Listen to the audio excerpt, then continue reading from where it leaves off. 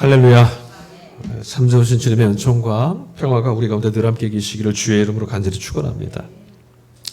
아무것도 아닌 것 같은 삶이라 할지라도 하나님이 지키시는 걸음인 줄로 믿으시고 또 하나님이 함께 계셔서 살게 되는 우리의 이 걸음들을 기뻐하시고 하나님이 마땅히 받으실 만한 삶으로 살아내는 흔적들이 곳곳마다 남기를 간절히 축복합니다.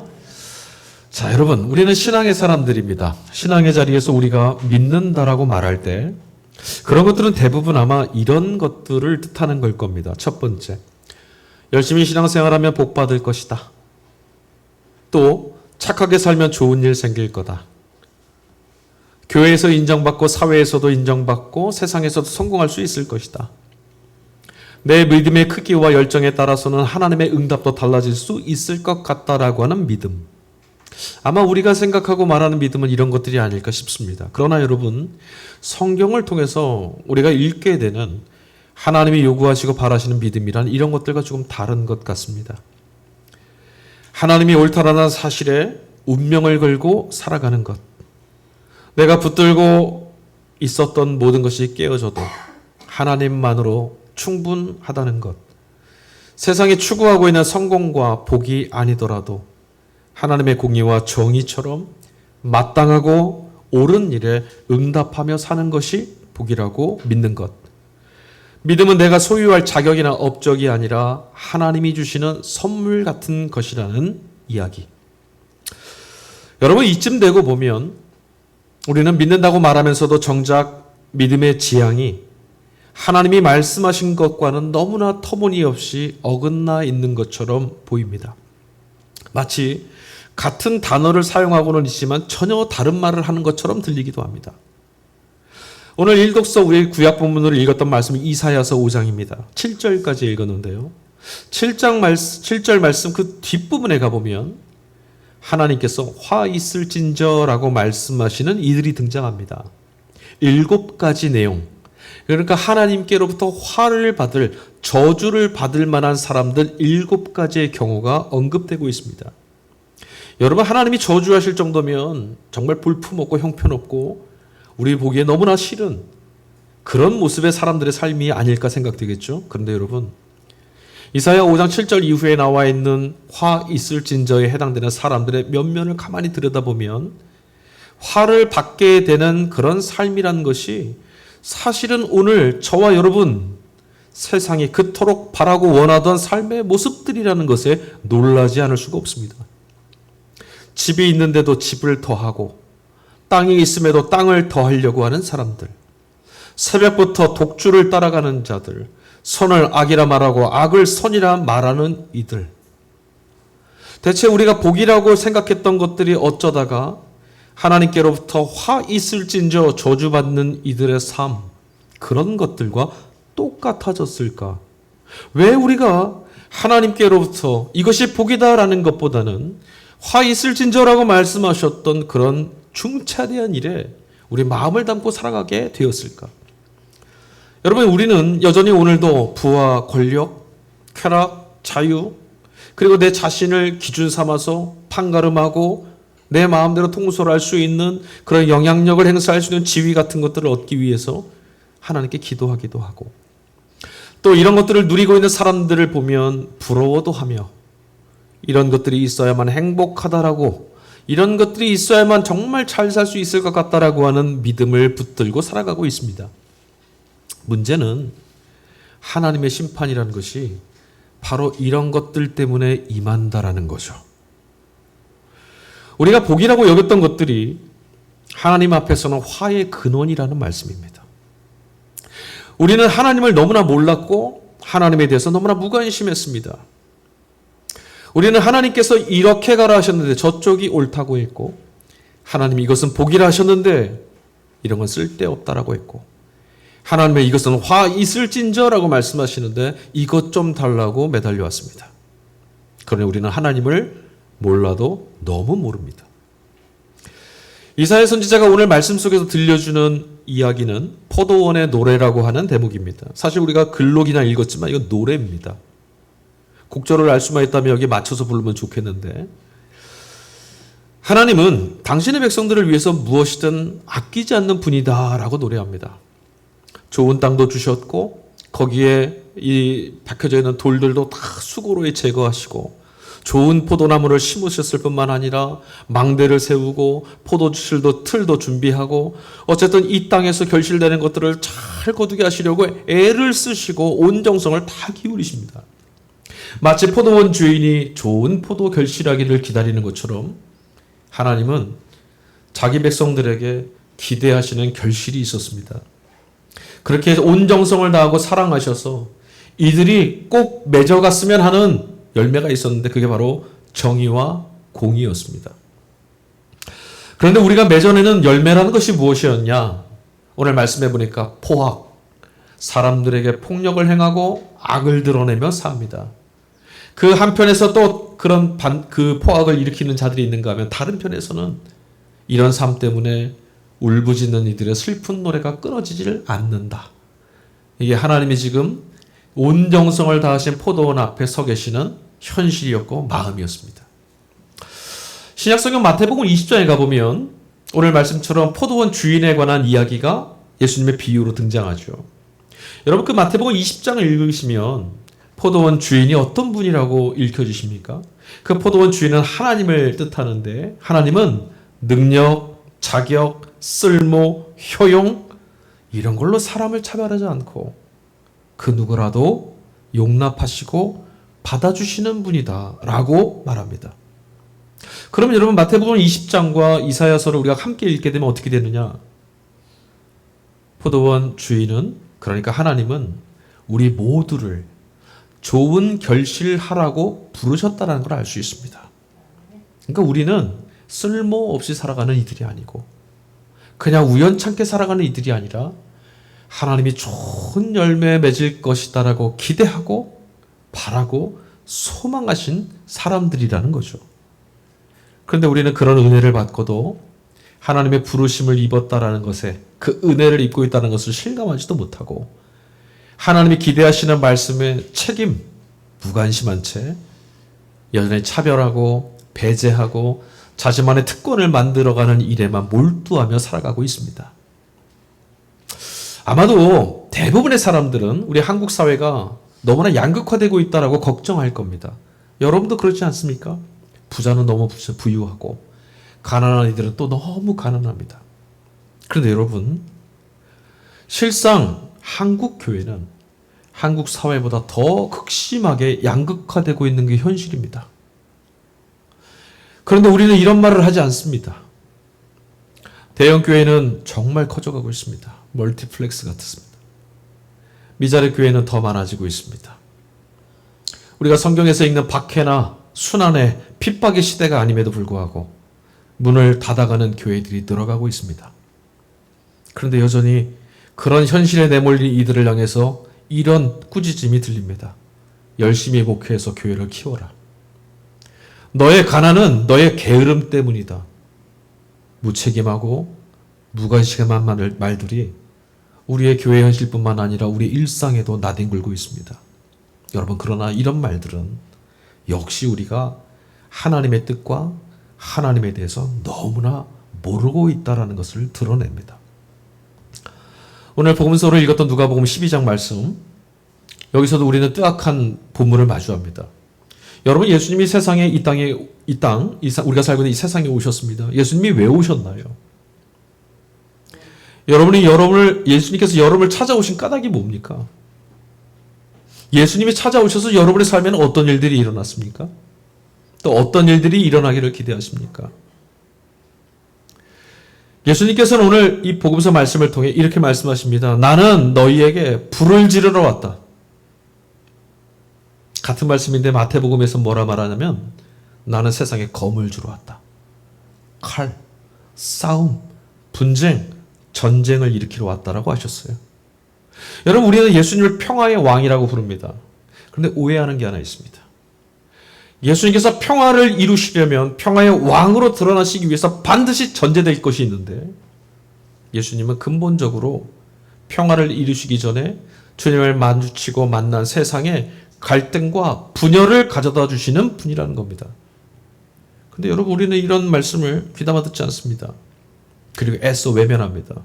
예수님 때문에 골치 아픈 거 딱 질색입니다.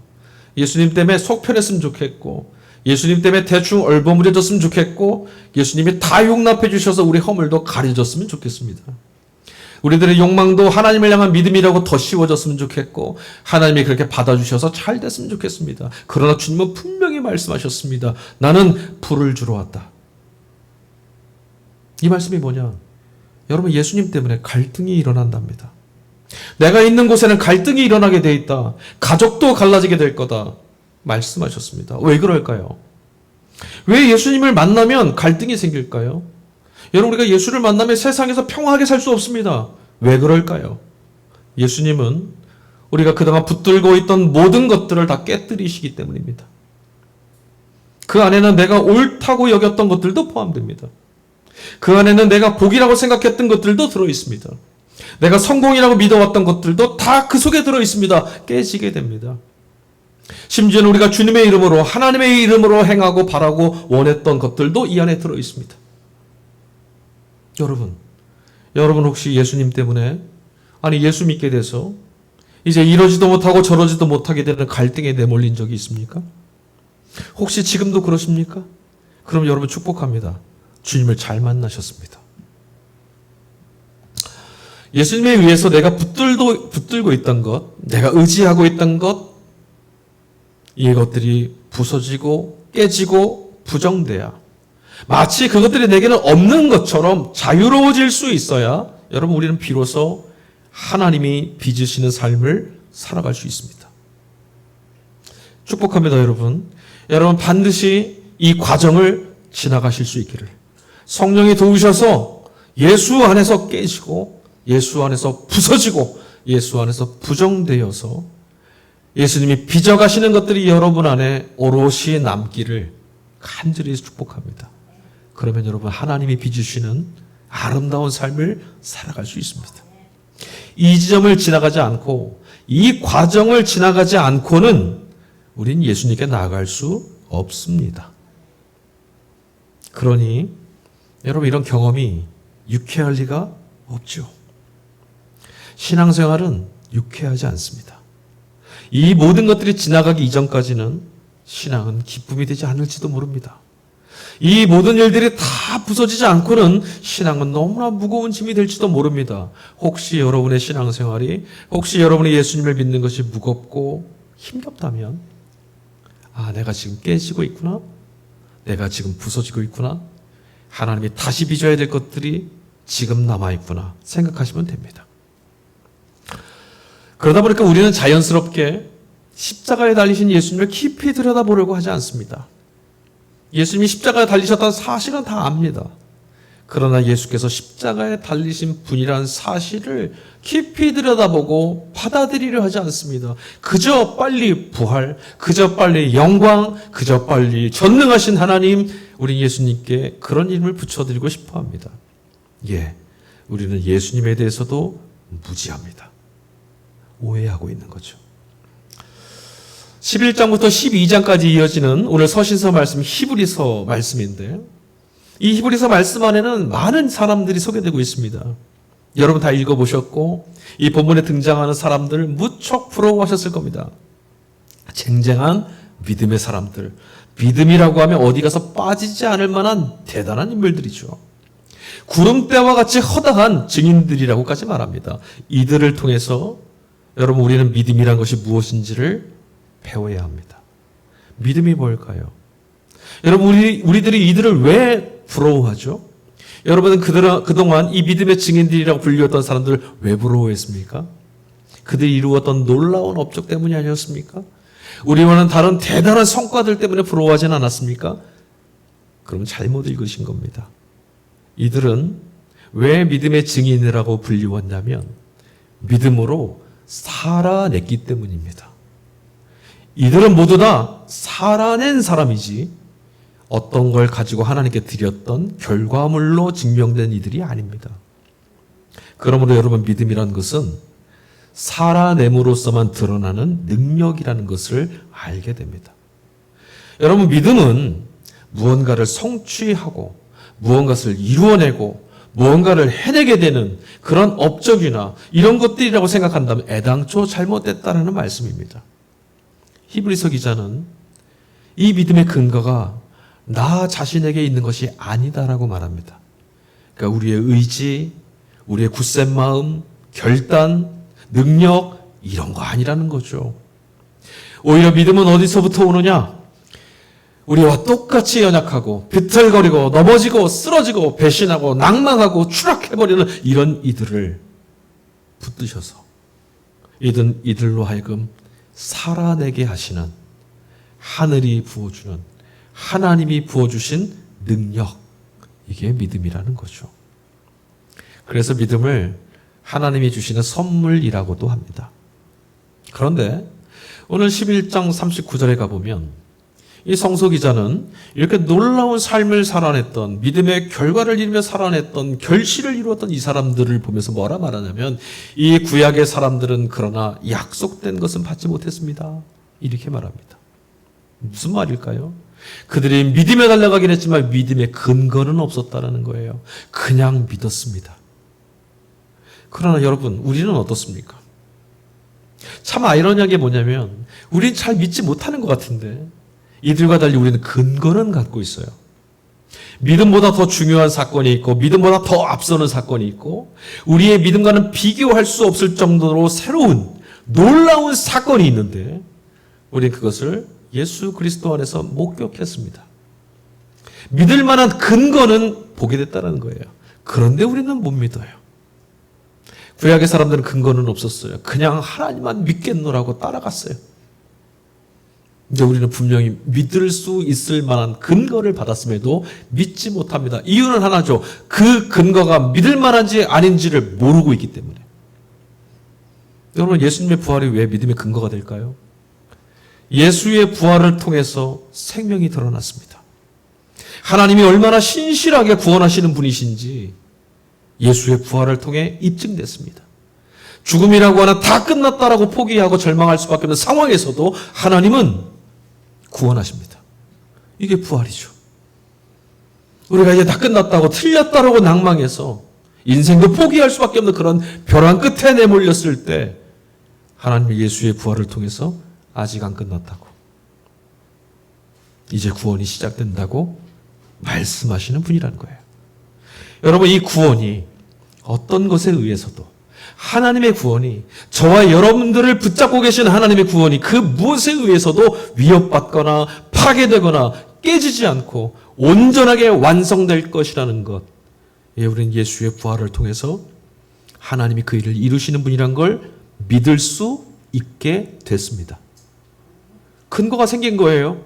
이제 선택은 우리에게 달렸어요. 믿을 거냐 말 거냐, 따라갈 거냐 아닐 거냐, 들을 거냐 듣지 않을 것이냐. 자, 여러분, 우리는 믿음으로 살기로 결단한 사람들입니다. 하나님을 믿는 방식으로 살겠다라고 삶의 방향을, 지향을 정한 사람들입니다. 그럼 우리 어떻게 살아야 될까요? 첫 번째, 지금까지 우리가 복이라고 여겨왔던 것들, 지금까지 우리가 간절하게 바래왔던 것들, 과연 이것이 성경이 가르쳐주고 있는, 우리 앞에 있던 허다한 믿음의 증인들이 이야기하고 있는 하나님이 바라시고 원하시는 바르고 마땅한 것들인지를 들여다봐야 됩니다. 우리가 생각할 때 옳은 것이 아닙니다.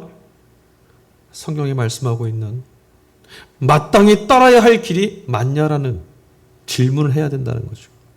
부와 성공, 명예, 권력, 사람들로부터 인정, 이것이 복이 아니라 화의 씨앗이 될 수도 있다는 말씀을 기꺼이 받아들일 수 있어야 됩니다. 그러나 이런 말씀을 들어도 여전히 우리는 이런 것들을 그래도 나는 받았으면, 아니 나는 이것이 화가 되지 않도록 살아낼 자신이 있다라고 착각합니다. 두 번째, 하나님의 정의와 공의를 실현하는 일에 우린 참여해야 됩니다. 여러분, 개인의 구원과 사회의 구원, 어느 것이 더 중요합니까? 세상을 정의롭게 하는 일이 중요합니까? 우리 개인 자신들의 구원이 중요합니까? 무엇이 중요하죠? 오늘 설교 잘 오셨습니다. 이런 것들을 구별하면 안 됩니다. 생각해 보십시오. 정의가 무너지면, 정의가 무너진 세상에서는 하나님의 형상으로 창조된 인간의 삶이란 것은 파괴될 수밖에 없습니다. 불법과 폭력이, 악과 죽음이 도사리고 있는 곳에서 하나님의 형상에 지음받은 대로 우리가 살 수 있겠습니까? 우리가 세상 가운데서 왜 이렇게 지치고 고나고 억울하고 속상합니까? 세상이 깨진 곳에는, 하나님의 나라가 이루어지지 않은 곳에서는 우린 구원받을 수 없습니다. 지옥 같은 세상에서 나는 천국을 누리며 살 수 없는 겁니다. 그래서 하나님의 정의, 하나님의 공의가 이루어지는 일에 관심을 갖고 참여해야 됩니다. 그것이 바로 너와 나의 구원을 이루는 길입니다. 세 번째, 세상이 추구하고 있는 성공 대신에 우리는 하나님의 의를 추구해야 됩니다. 예수께서 말씀하셨으니까요. 그러니까 이 말씀은 뭐냐면, 하나님, 세상에서 인정받는 일, 그게 아니라 하나님께 인정받는, 하나님으로부터 용납받는 그런 의로움을 얻는 것, 이거 추구해야 된다는 거예요. 여러분, 이거 쉬우세요? 하나님이 나를 인정해 주신다는 것에 기쁨이 넘쳐 흐릅니까? 아니면 세상이 나를 인정할 만한 사람으로 살아가게 됐다는 것이 기쁩니까? 대부분은 후자일 겁니다. 하나님이 나를 인정하셨다는 사실은 알고는 있지만 기쁨이 되질 않아요. 근데 세상에 나를 인정해 주면 그렇게 기쁠 수가 없습니다. 그것 얻으려고 우리가 몸부림치며 산단 말이죠. 여러분, 하나님을 믿는다는 것은 세상 사람들과는 다른 기준, 다른 기대, 다른 가치를 가지고 살아간다는 말이 아니었습니까? 그러나 이런 의로움, 하나님이 인정하시는 것을 의로움으로 구하며 살아가는 사람이 되는 것은 존재론적으로 우리 자신이 의로운 사람이 되지 않고는 뭘 하여서, 뭘 이루어서 뭔가를 쌓음으로 이룰 수 없습니다. 그럼 우리는 의로움에 닿을 수 없느냐? 그럼 우리는 의로워질 수 있는 길이 없느냐? 그래서 히브리서 기자는 말합니다. 힘을 다해 믿음의 완성자이신 예수를 바라봐라. 여러분, 폭풍처럼 몰아닥치는 현실의 두려움 속에서도 누구나 다 무너질 수밖에 없는, 저 사람 참 믿음 좋아해도 결국은 쓰러질 수밖에 없는 그런 현실 앞에서도 예수님은 장차 누리게 될 기쁨, 장차 얻게 될 영광을 생각하면서 오롯이 하나님과의 일치를 이루면서 살아가는 길. 아, 사람이 사는 길이 이것이 가능하구나. 참된 믿음이란 이런 것이구나를 보여주셨습니다. 십자가가 무엇입니까? 여러분은 십자가를 보면서 무엇을 생각하십니까? 저는 십자가를 바라볼 때마다 예수님께서 믿음으로 살아내셨던 그분의 믿음의 결정체, 하나님만을 믿은, 죽기까지 하나님을 포기하지 않았던 그분의 믿음을 봅니다. 그러므로 우리가 예수님을 바라본다, 이 말 뜻은 예수께서 하나님만 믿고 사셨던 것처럼 나도 하나님께 기대어 하나님만을 믿는 믿음으로 살아가겠다라고 하는 고백인 겁니다. 이 믿음 안에서만 우리는 예수를 죽음에서 건져내신 하나님의 구원에 참여할 수 있습니다. 그런 이들을 하나님 백성, 성도라고 하는 겁니다. 예수님이 처했던, 또 그분이 살아내셨던 운명, 부활만 생각하지 마십시오. 부활은 십자가가 있었기 때문에 열린 길입니다. 그분의 십자가와 부활, 그 살아낸 운명에 나 자신의 삶을 일치시킬 때만 생명과 환희의 노래를 우리는 부를 수가 있습니다. 예수가 걸어가신 길 함께 걸어갈 때만 그의 인생의 삶의 궤적이, 그의 인생의 삶의 결이 바로 내 인생의 방향과 길과 같다고 여기며 살아갈 때만 우리는 하나님을 노래하며 살 수가 있게 됩니다. 그러니 예수를 바라보며 산다는 것은 세상의 유혹 때문에 흔들리고 시류에 휩쓸리게 될 때뿐만 아니라 이런 세상을 거스르며 살려고 신앙을 붙들며 살아가는 일에 때로는 지치고, 때로는 곤비해지고, 때로는 낭망하고, 때로는 억울할 때라도 그럼에도 불구하고 마땅히 살아가야 될 삶인 겁니다. 여러분, 우리는 지금 하나님의 포도원이라고 하는 하나님의 부르심 앞에 서 있습니다. 하나님은 우리 모두를 하나님의 포도원으로 부르셨거든요. 아름다운 결실을 맺는 나무로 부르셨다는 거예요. 믿음의 주인이신 예수, 그분이 살아냈던 믿음의 길인 십자가 앞에서 지금 우리가 복이라고 여겼던 것, 우리가 바랬던 것들 정말 하나님이 기뻐하시는 것인지, 하나님께 인정받는 삶이란 무엇인지, 하나님이 무엇을 가지고 우리를 인정하셨는지, 우리가 하나님 앞에 무엇 가지고 인정받았습니까? 우리 믿음의 근거가 나의 열심에 있었는지 아니면 예수 그리스도 그분에게 놓여 있었는지를 돌아보십시오. 하나님이 우리에게 요구하시는 것은 여전히 한 가지입니다. 정의와 공의를 이루는 하나님 나라를 살아내라. 하나님이 살아계신다는 것을 믿는 사람들만 하나님 나라를 살 수 있지 않겠습니까? 말씀드렸다시피 믿음이란 예수 그리스도처럼 하나님만 옳다고 하나님만이 구원이시다라고 하는 이 사실에 운명을 걸고 살아가는 겁니다. 시대를 꿰뚫고 역사를 관통해 가시는 하나님의 손을 꼭 붙들고 살아가는 것. 이런 믿음으로 살아가는 사람들만 선을 행하는 길에서도 낙심하지 않을 수 있습니다. 여러분, 우리가 왜 낙심합니까? 내가 믿음으로 살아가는데, 내가 하나님의 백성으로 부름받아 살아가는데 왜 낙심합니까? 왜 부러워합니까? 왜 괴로워하죠? 왜 비교에 내몰립니까?